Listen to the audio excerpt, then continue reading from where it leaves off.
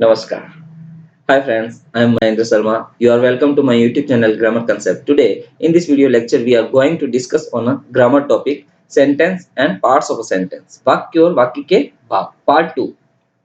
In this video lecture, we will learn word order in a sentence, basic sentence pattern of SVOCA, object and types of object, direct object, indirect object, object of the preposition.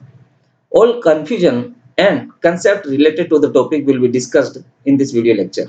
Let's start. Basic structure of a simple sentence. Simple sentence के basic structure के बारे में हम previous video में पहले ही discuss कर चुके हैं कि एक सिंपल सेंटेंस का बेसिक स्ट्रक्चर होता है subject plus verb plus object plus complement plus adjunct. ये किसी भी सिंपल सेंटेंस में वर्ड ऑर्डर यही होता है सेंटेंस का। सबसे पहले सब्जेक्ट, फिर वर्ब, फिर ऑब्जेक्ट, फिर कॉम्प्लीमेंट, फिर एडजेंक्ट। इसको इस स्ट्रक्चर को दो भागों में बांटा गया है, सब्जेक्ट एंड प्रेडिकेट। प्रेडिकेट वाले पार्ट में verb, object, complement and adjunct आएगा। वर्ब सबसे इंपॉर्टेंट पार्ट है प्रेडिकेट का। Verb is a heart of a sentence. किसी भी सेंटेंस का वर्ब एक हार्ट, यानी without a verb we can't create any type of sentence. किसी भी सेंटेंस को बनाने में वर्ब की सबसे महत्वपूर्ण भूमिका है। बिना वर्ब के हम कोई सेंटेंस नहीं बना सकते हैं। और इस बेसिक स्ट्रक्चर के आधार पे हम कई सेंटेंस पैटर्न्स बना सकते हैं। Basically there are 5 basic sentence pattern. First basic sentence pattern है सब्जेक्ट प्लस वर्ब, दूसरा है subject plus verb plus object, तीसरा है subject plus verb plus object and object, चौथा है subject plus verb plus complement और पांचवा है subject plus verb plus object plus complement. अब तीसरे में देखिए दो ऑब्जेक्ट आ रहे हैं, तो एक इनडायरेक्ट ऑब्जेक्ट होगा, एक डायरेक्ट ऑब्जेक्ट होगा। चौथे में देखिए आप जो कॉम्प्लीमेंट है वो वर्ब के बाद में आ रहा है और ये सब्जेक्ट कॉम्प्लीमेंट कहलाता है। और पांचवे में देखिए आप कॉम्प्लीमेंट ऑब्जेक्ट के बाद में आ रहा है, तो ये ऑब्जेक्ट कॉम्प्लीमेंट कहलाता है।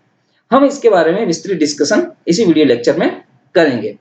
अब एक चीज कॉमन देखिए कि हर सेंटेंस पैटर्न में सब्जेक्ट एंड वर्ब तो है, यानी सब्जेक्ट एंड वर्ब सभी सेंटेंस में होना अनिवार्य है। All sentences need a subject and verb, यानी बिना सब्जेक्ट और वर्ब के कोई सेंटेंस नहीं बनेगा। यानी सेंटेंस में कुछ हो ना हो पर सब्जेक्ट और वर्ब तो होना अनिवार्य है ही। All sentences need a subject and verb. Subject क्या है इसमें? A subject is a part of a sentence that contains the person or the thing performing the action। यानी सेंटेंस का वह पार्ट जिसमें कोई व्यक्ति या वस्तु होता है जो कार्य को परफॉर्म करता है, जो कार्य को परफॉर्म करता है, यानी कार्य को परफॉर्म करने वाला कोई व्यक्ति या वस्तु सब्जेक्ट कहलाता है। सब्जेक्ट एक नाउन हो सकता है, name of a person, place, thing और एन आइडिया। एक सब्जेक्ट एक प्रोनाउन हो सकता है, I, we, you, he, she, they, it etcetera. एक सब्जेक्ट नाउन फ्रेज हो सकता है। Phrase means a group of word which has some meaning. An old and lazy man with his friend, यहाँ ये पूरा एक नाउन फ्रेज है जो एज ए सब्जेक्ट वर्क कर रहा है। रन फास्ट यहाँ प्रेडिकेट है और सब्जेक्ट यहाँ क्या है? An old and lazy man with his friend. ये पूरा का पूरा फ्रेज यहाँ as a subject verb work कर रहा है। Noun clause, what you want to say I no. आप क्या कहना चाहते हैं मैं जानता हूं। यहाँ व्हाट यू वांट टू से is a class.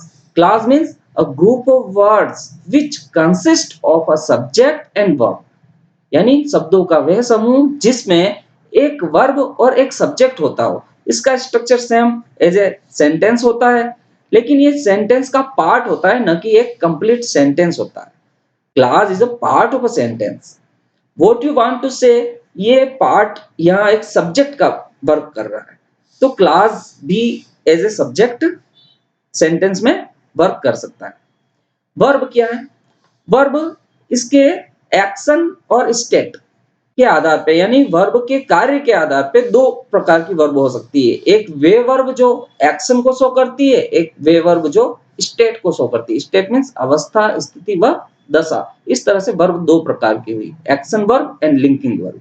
Linking verb किसी सेंटेंस में उस सब्जेक्ट के स्टेट को शो करती है और एक्शन वर्ब दो प्रकार की होती है, ट्रांजिटिव वर्ब और इंट्रांजिटिव वर्ब। ट्रांजिटिव वर्ब वे जो किसी सेंटेंस में ऑब्जेक्ट को लिए हुए होती है, इंट्रांजिटिव वर्ब वो जो ऑब्जेक्ट को लिए हुए नहीं होती, उनको सेंटेंस की मीनिंग को पूरा करने के लिए ऑब्जेक्ट की आवश्यकता नहीं पड़ती है। Transitive verbs requires an object to complete the meaning. Intransitive verb do not require any following verb और object. Transitive verb give, bring, make, sing, teach, play, write, tell, kill, sell, etc. ये transitive verb है। There are two types of transitive verb. Transitive verb भी दो प्रकार की होती है, एक monotransitive verb and एक ditransitive verb. Monotransitive verb एक ऑब्जेक्ट को लेती है और ditransitive verb दो ऑब्जेक्ट को, यानी उसमें इनडायरेक्ट ऑब्जेक्ट और डायरेक्ट ऑब्जेक्ट दोनों होता है जब ditransitive verb होती है। Intransitive verb do not require any following words like object जैसा कोई भी following words intransitive verb में नहीं चाहिए। ये बिना किसी ऑब्जेक्ट के सेंटेंस में की मीनिंग पूरी कर देती है। go, arrive, fall, fly, lie, sit, live, cry, try, move, jump, laugh, rise, die, etc. ये सभी इंट्रांजिटिव वर्ब है और भी बहुत सारे इंट्रांजिटिव वर्ब है जो रिक्वायर नहीं करती है किसको, ऑब्जेक्ट को, यानी बिना ऑब्जेक्ट के ये सेंटेंस में मीनिंग को कंप्लीट कर देती है। Linking verb are used to link a subject to its identity और डिस्क्रिप्शन, यानी सब्जेक्ट की आइडेंटिटी और डिस्क्रिप्शन को लिंक करने का, सब्जेक्ट से लिंक करने का ये कार्य करती है। यानी सब्जेक्ट की जो आइडेंटिटी या डिस्क्रिप्शन है उसको सब्जेक्ट से ये लिंक कराने का काम करती है। इसमें कोई एक्शन नहीं होता है, ये केवल उस अवस्था, स्थिति या दशा का वर्णन करती है। ये मेनली बी वर्ब होती है, is, am, are, was, were, और कुछ verb become, appear, feel, look, smell, taste etcetera भी, ये वर्ब भी लिंकिंग वर्ब का कार्य करती है। सब्जेक्ट एंड वर्ब, ये अपना पहला सेंटेंस पैटर्न है, सब्जेक्ट एंड वर्ब। इसके एग्जांपल में हम देखते हैं, ही रन्स, वह दौड़ता है। तो किसी सेंटेंस में अगर सब्जेक्ट को आइडेंटिफाई करना है तो आप क्वेश्चन करिए हु से, हु रन्स, कौन दौड़ता है, तो आंसर होगा he is a subject here. और ही का एक्शन क्या है, वह क्या करता है, तो वह दौड़ता है, तो उसका एक्शन दौड़ना है, तो यहाँ दौड़ना वर्ब है। बर्ड्स फ्लाई, पक्षी उड़ते हैं, तो यहाँ उड़ने का कार्य कौन कर रहा है, कार्य कौन कर रहा है, पक्षी कर रहा है, तो पक्षी यानी birds is a subject. Fly यहाँ एक्शन हो रहा है तो वर्ब है ये। ऐसे ही सी क्राइज, वो रोती है, तो यहाँ रोने का एक्शन कौन कर रहा है, परफॉर्म कौन कर रहा है, तो she is a subject and cries is a action, so ये एक वर्ब है। बहुत सारी इंट्रांजिटिव वर्ब होती है और बहुत सारी ट्रांजिटिव वर्ब होती है। Intransitive verb do not require any following verb just like object, जैसे इस एसवी पैटर्न में होता है। लेकिन कुछ ट्रांजिटिव वर्ब ये वर्ब होती हैं, गिव, ब्रिंग, मेक, सिंग, टीच, प्ले, राइट, टेल, किल, सेल एटसेट्रा। ये वर्ब ऑब्जेक्ट को रिक्वायर करती है, इनको सेंटेंस का अर्थ कंप्लीट करने के लिए एक ऑब्जेक्ट की रिक्वायरमेंट रहती है। ही प्लेज, यहाँ ये सेंटेंस अधूरा है, वह खेलता है, तो क्या खेलता है, तो प्रश्न ये उठता है क्या खेलता है, बिकॉज ये एक ट्रांजिटिव वर्ब है और ट्रांजिटिव वर्ब फॉलोइंग वर्ब को, फॉलोइंग वर्ड्स को रिक्वायर करती है। तो यहाँ कोई फॉलोइंग वर्ड्स नहीं है, तो ऑब्जेक्ट या कर्म को यहाँ रिक्वायर करती है ये, तो ही ये सेंटेंस कंप्लीट होगा। ऑब्जेक्ट क्या है, an object of a sentence is the person or thing that receive the action of a verb, यानी वर्ब के एक्शन को रिसीव करने वाला कोई व्यक्ति या वस्तु ऑब्जेक्ट कहलाता है। फॉर एग्जांपल, यहाँ जो पिक्चर में खिलाड़ी है वो एक सब्जेक्ट है, वो एक्शन को परफॉर्म कर रहा है और उसका एक्शन क्या है, खेलना। तो खेलना जो प्लेइंग जो एक्शन है, वर्ब है, उसको रिसीव कौन कर रहा है, वो ऑब्जेक्ट है, और ऑब्जेक्ट यहाँ क्या है, फुटबॉल। तो ही यहाँ सब्जेक्ट है और प्ले यहाँ वर्ब है। ही एक परफॉर्मर है जो एक्शन को परफॉर्म कर रहा है एज ए सब्जेक्ट, और प्ले जो है वो एक्शन है, सेंटेंस में एक्शन है। इस एक्शन को रिसीव कौन कर रहा है, वो रिसीव करने वाला जो होता है, चाहे वो पर्सन हो या कोई थिंग हो, वो ऑब्जेक्ट कहलाता है। तो यहाँ फुटबॉल है, तो फुटबॉल एक्शन को रिसीव कर रहा है, तो ये यहाँ ऑब्जेक्ट है, ये हुआ ऑब्जेक्ट। ऑब्जेक्ट क्या है? एक्शन को रिसीव करने वाला कोई व्यक्ति या वस्तु सेंटेंस में क्या कहलाता है? ऑब्जेक्ट कहलाता है। अब ऑब्जेक्ट के प्रकार कितने हैं? Types of object: direct object, indirect object and object of the preposition.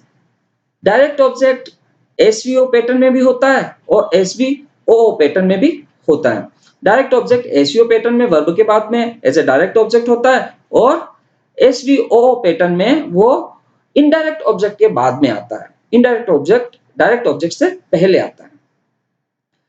Direct object के बारे में डिस्कशन करते हैं। डायरेक्ट ऑब्जेक्ट क्या है? A direct object receive the action of a verb. In other words, a direct object is directly affected by the action of the verb. Direct object verb के action को receive करता है और दूसरे शब्दों में हम ये कह सकते हैं डायरेक्ट ऑब्जेक्ट वह होता है जो वर्ब के एक्शन से डायरेक्टली प्रभावित होता है। एसवीओ पैटर्न में अपन इसको देखते हैं। वर्ब के एक्शन को डायरेक्टली रिसीव कौन कर रहा है? ऑब्जेक्ट जो वर्ब के एक्शन को डायरेक्टली रिसीव करता है वो डायरेक्ट ऑब्जेक्ट कहलाता है। फॉर एग्जांपल यहां देखिए, ही ब्रोक द विंडो, उसने खिड़की को तोड़ा। ब्रोक यहां वर्ब है जो एक्शन है सेंटेंस में, और एक्शन को रिसीव कौन कर रहा है? The window. यानी डायरेक्टली अफेक्ट कोई हो रहा है, डायरेक्ट प्रभावित कोई हो रहा है उस एक्शन से, तो वो कौन है? विंडो। टूटा तो कौन टूटा? विंडो। तो window is a object here. इसको हम ऐसे भी आइडेंटिफाई कर सकते हैं एक टिप्स द्वारा। व्हाट ब्रोक, व्हाट के साथ में जो सेंटेंस में वर्ब है वो आप जोड़ दीजिए और क्वेश्चन करिए, व्हाट ब्रोक, क्या टूटा? तो विंडो, आंसर मिलेगा आपको विंडो। ऐसे भी अपन फाइंड आउट कर सकते हैं डायरेक्ट ऑब्जेक्ट को। और इस एग्जांपल में देखिए आप, the boy loves his father. The boy loves his father, तो लव जो वर्ब है उसको रिसीव कौन कर रहा है? His father. तो his father is a object here. इसको हम इस टिप्स द्वारा भी फाइंड आउट कर सकते हैं। whom loves, whom के बाद में जो सेंटेंस में वर्ब है उसको ऐड कर दीजिए। whom loves किसको प्यार करता है? यानी बॉय किसको प्यार करता है? बॉय के लव को रिसीव कौन कर रहा है? तो हिज फादर। किसको? तो कौन? तो फादर। तो father is a object, indirect object. An indirect object is the receiver of direct object. Indirect object direct object का रिसीवर होता है। यानी अगर किसी सेंटेंस में डायरेक्ट ऑब्जेक्ट है तो ही इनडायरेक्ट ऑब्जेक्ट हो सकता है। इनडायरेक्ट ऑब्जेक्ट डायरेक्ट ऑब्जेक्ट की उपस्थिति में हो सकता है, यानी डायरेक्ट ऑब्जेक्ट को रिसीव करने वाला ही इनडायरेक्ट ऑब्जेक्ट कहलाता है। And an indirect object usually come just before direct object, और सेंटेंस में प्राय यह डायरेक्ट ऑब्जेक्ट से पहले आता है। कहने का मतलब डायरेक्ट ऑब्जेक्ट को रिसीव कौन करता है? जो रिसीव करता है डायरेक्ट ऑब्जेक्ट को वो इनडायरेक्ट ऑब्जेक्ट कहलाता है। और वर्ब के एक्शन को रिसीव कौन करता है? वर्ब के एक्शन को रिसीव डायरेक्ट ऑब्जेक्ट करता है। यानी सब्जेक्ट वर्ब, सब्जेक्ट एक्शन को परफॉर्म करता है, उस एक्शन को रिसीव कौन करता है? Direct object. और डायरेक्ट ऑब्जेक्ट को रिसीव कौन करता है? Indirect object. ये हम इस पैटर्न से समझते हैं। यहाँ वर्ब के बाद आने वाला ऑब्जेक्ट जो है इनडायरेक्ट ऑब्जेक्ट होता है, और वर्ब के बाद यानी इनडायरेक्ट ऑब्जेक्ट के बाद डायरेक्ट ऑब्जेक्ट होता है। अब यहाँ देखिए आप, वर्ब के एक्शन को डायरेक्टली रिसीव कौन कर रहा है? Direct object. तो ये डायरेक्ट ऑब्जेक्ट है। और डायरेक्ट ऑब्जेक्ट को रिसीव कौन कर रहा है? Indirect object. तो ये रहता है इनका पैटर्न कि सब्जेक्ट यहाँ परफॉर्म कर रहा है वर्ब के एक्शन को, और वर्ब के एक्शन को रिसीव कर रहा है डायरेक्टली डायरेक्ट ऑब्जेक्ट, और डायरेक्ट ऑब्जेक्ट को रिसीव कर रहा है indirect object. For example, he gave Ram a book. यहां देखिए आप, गेव जो वर्ब है उसको डायरेक्टली रिसीव कौन कर रहा है? रिसीव कर रहा है अ बुक। तो a book is a direct object here. और अ बुक यानी जो पुस्तक है उसको रिसीव कौन कर रहा है? पुस्तक को रिसीव करने वाला कौन है? तो पुस्तक को रिसीव करने वाला राम है। तो राम यहाँ इनडायरेक्ट ऑब्जेक्ट है। Dimple wrote her husband a letter. इस एग्जांपल में आप देखिए, डिम्पल ने उसके पति को पत्र लिखा। तो यहाँ लिखना जो वर्ब है उसको रिसीव कौन कर रहा है? यानी डायरेक्ट इफेक्ट कौन हो रहा है? तो डायरेक्ट इफेक्ट किस पे पड़ रहा है? अ लेटर पे। तो letter is a direct object. और उस लेटर को रिसीव करने वाला कौन है? हर हस्बैंड, तो her husband is a indirect object, या ये एक इनडायरेक्ट ऑब्जेक्ट है। तो इस सेंटेंस में अभी एस बी ओ ओ पैटर्न है, यानी सब्जेक्ट वर्ब इनडायरेक्ट ऑब्जेक्ट और डायरेक्ट ऑब्जेक्ट, ये पैटर्न है। अगर इस सेंटेंस में कुछ फेरबदल कर दिया जाए, यानी इनडायरेक्ट ऑब्जेक्ट को बाद में और डायरेक्ट ऑब्जेक्ट को अगर पहले ले लिया जाए, तो सेंटेंस का स्ट्रक्चर क्या रहेगा देखिए। डिम्पल रोट अ लेटर, तो यहाँ रोट के बाद में, वर्ब के बाद में अ लेटर, डायरेक्ट ऑब्जेक्ट पहले आ गया और इनडायरेक्ट ऑब्जेक्ट को अपन ने पीछे ले लिया। तो जब भी इनडायरेक्ट ऑब्जेक्ट अगर पीछे आएगा तो प्रीपोजिशन टू लगाना पड़ेगा।